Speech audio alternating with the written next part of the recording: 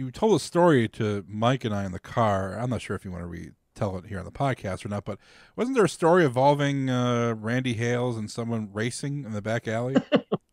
No, that wasn't in the back alley. That was in the back of Louisville Gardens. It was like right. Remember, I said right inside those doors. Okay. If you opened up the doors from the alley and went inside Louisville Gardens, there was just a big backstage area that was just kind of empty before you.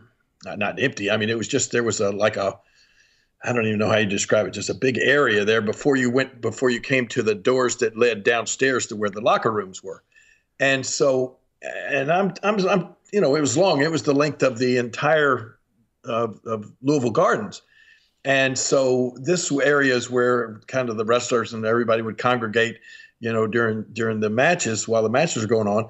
And somehow, some way, they came up with the idea of there were going to be a race between Randy Hales, who at the time was in his prime, right?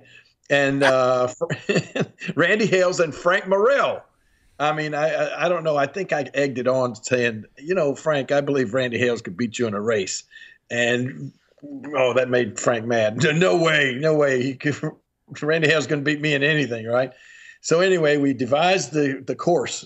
We set out this starting point and a finishing point in the back of Louisville Gardens. And it would have been about like a 40-yard dash. I would say that the building was maybe 50 yards wide there. And so I'm down at the one end at the finish line. And so they started way down the other end of the building. Somebody said, yeah, well, on your mark, it said, go, boy. And here they come running 100 miles an hour, right? As fast as they could go. Randy Hales all lanky and, he's running there, and Frank's a little bit older and he's running, barreling down there. And Frank was just determined. It was like neck and neck. And Frank was determined that he was not going to lose to Randy Hales. And he just, at the last second, he gave it everything he could to try to win by a nose. And he got off balance. And his momentum he just went down. He did a face plant, right, as he's running as fast as he can.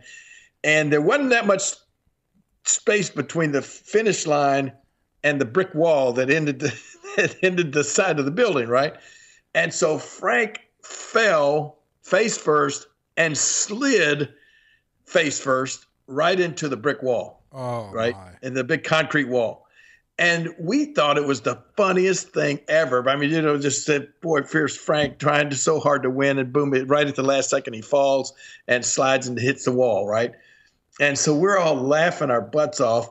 And then all of a sudden, poor Frank stands up and he holds up his left arm, and right above the wrist, his arm was broken where he tried to catch himself and hit the wall. And it was like one of those horrible breaks where his arm was going straight, and then boom, all of a sudden it went off to the side. Like a compound fracture or something like that. And he had to go and get surgery and was in a cast for almost like a year or something. It was bad.